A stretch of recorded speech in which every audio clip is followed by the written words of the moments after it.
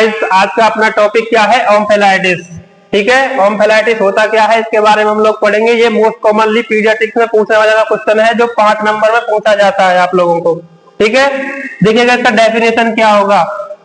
अगर जो umbilical cord है उसके अंदर इन्फेक्शन या इन्फ्लामेशन देखने को मिल रहा है, या तो इन्फेक्शन हो गया है और उसी के साथ में क्या हो गया, वहां इन्फ्लामेशन हो गया है,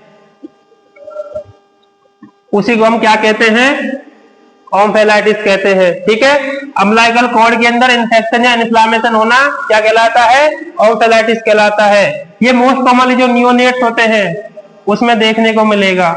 ठीक है, जो कि 0 डे से लेकर 28 डेज के जो बच्चे होते हैं उनको हम क्या कहते हैं, नियोनेट्स। उसके अंदर अगर अम्बलाइकल कॉर्ड में इन्फेक्शन या इन्फ्लामेशन देखने को मिल रहा है, क्या कहलाएगा वो, ओम्फेलाइटिस कहलाएगा। इसके बाद हम देखते हैं कि ये फैलता किसके कारण है।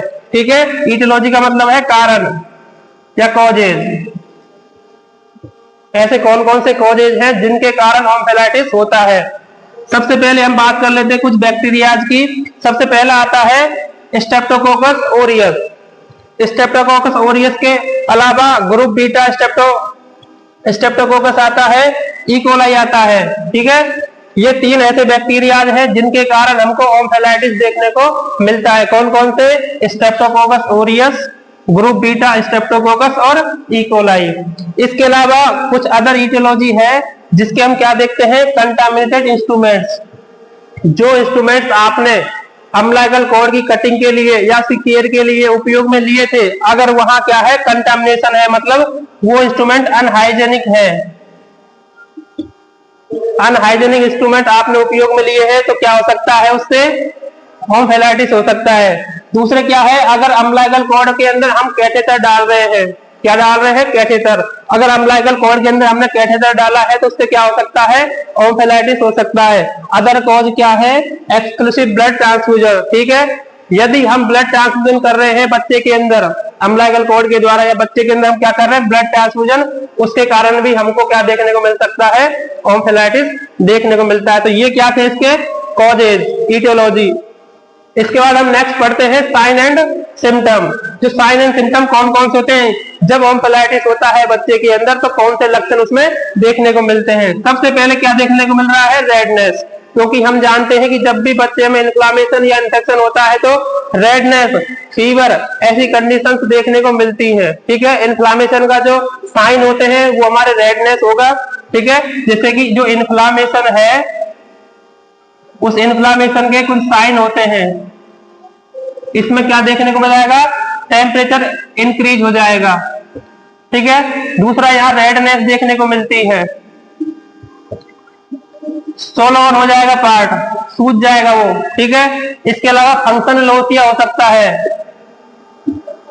ठीक है, जो भी ऑर्गन है उसके अंदर फंक्शन लॉस हो जाएंगे। जिस एरिया के अंदर इन्फ्लामेशन हो रहा है वहां टेम्परेचर ज्यादा देखने को मिलेगा, रेडनेस देखने को मिल सकती है, सोलर मतलब सूजन आ सकती है, या फंक्शन लॉस हो सकता है। ठीक है, ऐसी कंडीशंस में ये किसमें देखने को मिलेगा, इन्फ्लामेशन जब भी किसी ऑर्गन में होगा तो ये देखने को मिलेगा। इसके अलावा क्या है, इसमें सोलर हो गया, फाउल स्मेलिंग देखने को मिलेगी अम्बलाइकल कॉर्ड से, वहां से अम्बलाइकल कॉर्ड से क्या है, गंदी स्मेल आती है। ठीक है, उसके बाद यहाँ फ्रिक्वेंट बच्चा क्या करेगा, बहुत तेजी से रोना स्टार्ट कर देगा, बहुत तेजी से और ज्यादा तेज से, मतलब बार बार रोएगा वो। ठीक है, फ्रिक्वेंट क्राई करेगा बच्चा। इसके बाद यहाँ जॉइंटिस भी देखने को मिल रहा है। अगर बच्चे के अंदर ओम्फेलाइटिस के जो कॉजेज है उसके कारण क्या देखने को मिल रहा है, जॉइंटिस। क्योंकि ऐसी कंडीशन में क्या हो रहा है, इन्फेक्शन फैल रहा है, लिवर उसका कमजोर हो रहा है, तो आरबीसी का डिस्ट्रक्शन, जो आरबीसी जो होगी उसका डिस्ट्रक्शन ज्यादा होगा। जब आरबीसी ज्यादा टूटेगी तो क्या है, आरबीसी जब टूटती है तो एक बिलीवर्डिन नाम का बिलीवर्डिन पिगमेंट ये बनता है। ठीक है, यही आगे चल करके बिलिरुबिन का निर्माण करता है। अब बिलिरुबिन एक तो डायरेक्ट होता है, एक इनडायरेक्ट होता है।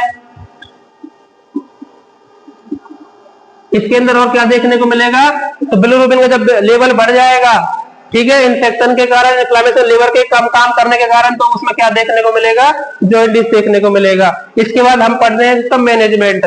जब किसी बच्चे में अगर ओम्फेलाइटिस की बीमारी हो गई है तो आप उसको मैनेज कैसे करोगे। ठीक है, उसका कुछ मैनेजमेंट है। सबसे पहले बच्चे को क्या कर दोगे आप, आइसोलेट, बच्चे को एक रूम के अंदर सबसे अलग कर दोगे, अदर जो बच्चे हैं उसको क्या कर दोगे, सब बच्चों से अलग कर दोगे आप, पहला मैनेजमेंट ये करोगे। उसके बाद क्या करना है आपको, स्टेरलाइट ड्रेसिंग करनी है अम्बिलिकल कॉर्ड की।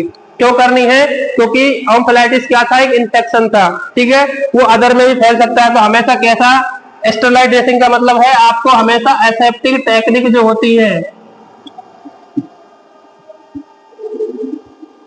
असेप्टिक टेक्निक का उपयोग करना है, ठीक है, स्टेरलाइट टेक्निक या असेप्टिक टेक्निक का उपयोग करना है, स्टेरलाइट इंस्ट्रूमेंट्स का उपयोग करना है इसमें। इसके अलावा आप वाइटल साइन को मॉनिटर करोगे, बच्चे के अंदर जैसे टेम्परेचर को मॉनिटर कर लिया, ठीक है, उसका जो इसका जो हार्ट रेट है वो देख लिया।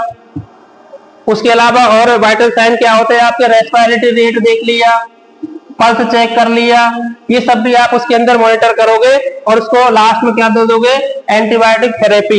इसके अलावा और भी आप हाइजेनिक केयर उसको दे सकते हो, इसके अलावा और भी मेंटेन कर सकते हो।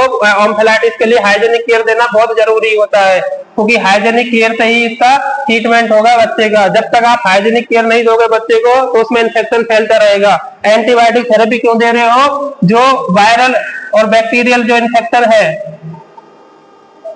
उसको रोकने के लिए आप क्या दोगे, एंटीबायोटिक थेरेपी दोगे उसको, ठीक है। तो ये अपना आज का टॉपिक था क्या, ओम्फेलाइटिस। थैंक यू गाइस, हो गया।